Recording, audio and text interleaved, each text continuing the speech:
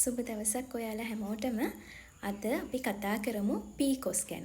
ගොඩ දෙනෙක් කම්ප්ලේන් කරන මාතෘකාවන්නේ PCOS කියලා කියන්නේ. ඇත්තටම PCOS කියන අකුරු වලින් මොකද්ද කියවෙන්නේ? PCOS කියලා කිව්වට මොකද්ද කියලා දන්නේ නැහැ නේද?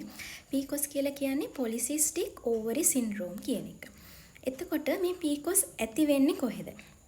එතන ඕවරි කියන එකෙන්ම ඔයගලන්ට අදහස් වෙනවා ඩිම්බකෝෂවල තමයි මේක ඇති වෙන්නේ කියලා. ඒතකොට සිස්ට් කියන්නේ චූටි ගෙඩි කියන එක. ඉතින් එතකොට ඩිම්බකෝෂවල තියෙන චූටි ගෙඩි තමයි මේ PCOS නමින් හැඳින්වෙන්නේ. එතකොට PCOS කියන එක සාමාන්‍යයෙන් ප්‍රජනන වයසේ පසුවන බොහෝ කාන්තාවන් අතර සුලභව දක්නට ලැබෙන රෝගී තත්ත්වයක්. මේක හේතුවෙන් බොහෝ කාන්තාවන්ට ඇතිවන ගැටලු තමයි උසබ් චක්‍රයේ අක්‍රමවත්භාවය, ඒ වගේම මදසරුභාවය, ඊට පස්සේ ගොඩාක් ඇක්නි එන එක, ඒ කියන්නේ පිම්පල්ස් ගොඩක් දාන සුව කරන්න බැරි මට්ටමට පිම්පල්ස් එනවා. ඒ වගේම තමයි ශරීරයේ බර ගොඩක් වැඩි වෙනවා. තවත් තියෙන ප්‍රශ්නයක් තමයි අපි දන්නවා මේ අපේ මූණේ. ඒ කියන්නේ සාමාන්‍යයෙන් පිරිමි අයගේ මූණේ රැවුලාවට ගෑනු කට්ටියගේ මූණේ රැවුල එනවා හරි අඩුයිනේ. ඉතින් එතකොට අනවශ්‍ය විදිහට රෝම වර්ධනයක් සිද්ධ වෙනවා. ඒකට හේතුව තමයි මේ ඩිම්බකෝෂ මගින් නිෂ්පාදනය කරන ඇන්ඩ්‍රෝජන් කියන හෝමෝන් එක වැඩි වශයෙන් නිපදවීම එක පිරිමි හෝමෝන් එකක්. ඉතින් අන්න ඒ හේතුව හින්දා තමයි මෙන්න මේ කියන ලක්ෂණ PCOS එහෙම නැත්නම් polycystic ovary syndrome කියන එකේදී ඉස්මතු වෙන්නේ. ඉතින් මේක බොහෝ වෙලාවට ගොඩක් කාන්තාවෝ හඳුනා ගැනීමට ලක් වෙන්නේ දරුවෙක් අපේක්ෂා කරන කාලයේදී. මොකද දැන් බබෙක් අපේක්ෂාවෙන් ඉඳලා බබෙක් ලැබෙන්න, ඒ කියන්නේ අපේක්ෂාවෙන් ඉඳලා අර සරු කාලය තුලදී එකතු වීමක් සිද්ධ වෙලත් මොන දේවල් කරත් දරුවෙක් ලැබෙන්නේ නැත්නම් ඔන්න ඒ අවස්ථාවේදී තමයි අපි විශේෂඥ වෛද්‍යවරයෙක් වෙත යොමු වෙන්නේ. අන්න එතකොට තමයි ස්කෑන් පරීක්ෂණයක් මගින් මෙන්න මෙහෙම රෝගී තත්ත්වයක් තියෙනවා කියන එක හඳුනා ගන්න. ඉතින් අපි මේක කල් තියා හඳුනාගත්තොත් අපිට පුළුවන් මේ සඳහා ප්‍රතිකාර කරන්න. එතකොට PCOS කියන රෝගී තත්ත්වය පාලනය කරගන්න අපිට පුළුවන් වෙනවා.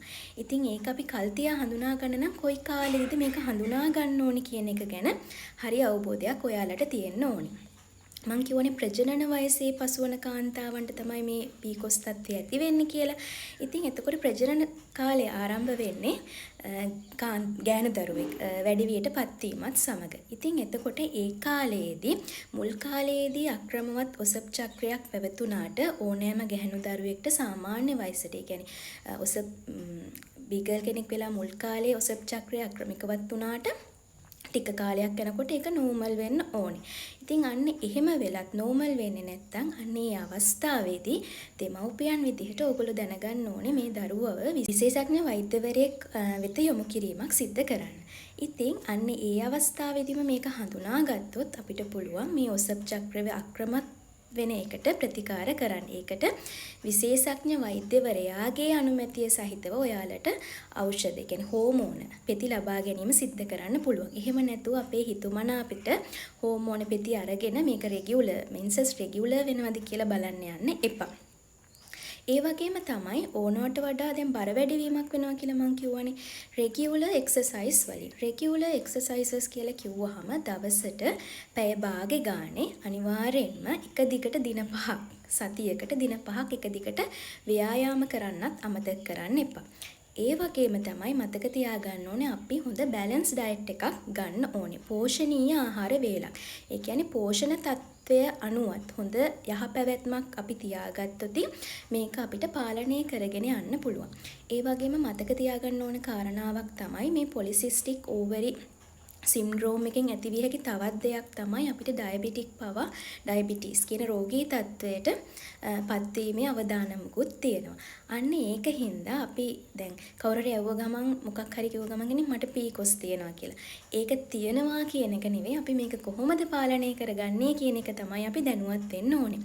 අර මං කිව්ව රෝග ලක්ෂණ කියන්නේ මෙන්සස් අක්‍රමවත් නම්, ඒ වගේම අනවශ්‍ය විදිහට රෝම වැවෙනවා නම්, ඒ වගේම සුව කළ නොහැකි ඇක්නි තත්ත්ව තියෙනවා නම්, ඊට පස්සේ අනවශ්‍ය විදිහට බර වැඩි වෙවි යනවා නම්, ඔය වගේ ගැටලු තියෙනවා නම් පොඩ්ඩක් ඔයාලා හොයලා බලන්න ඔයාලට මේ වගේ ගැටලුකාරී තත්ත්වයක් තියෙනවාද කියන එක විශේෂඥ වෛද්‍යවරයෙක් හමු වෙලා. ඒක අපිට මතු පිටින් බැලුවට හොයාගන්න බෑ. අනිවාර්යයෙන්ම ස්කෑන් පරීක්ෂණයක් මගින් තමයි තහවුරු කර ගැනීමක් සිද්ධ කරගන්න වෙන්නේ. ඒකින්ද පොලිසිස්ටික් ඕවරි සින්ඩ්‍රෝම් කල්තියා හඳුනාගෙන කවදා හරි දරුවෙක් අපේක්ෂා කරන කාලයේදී ඒක ගැටලුවක් නොවන ආකාරයට වගකලා ගැනීම ඕගොල්ලන්ගේ සතු වගකීමක්. ඉතින් මම හිතනවා ඔයාලට අද වීඩියෝ එකත් යම් තාක් දුරට හරි වැදගත් වෙන්න ඇති කියලා. අපි තවත් දවසක තවත් වීඩියෝ එකකින් හමු වෙමු. සුබ දවසක්.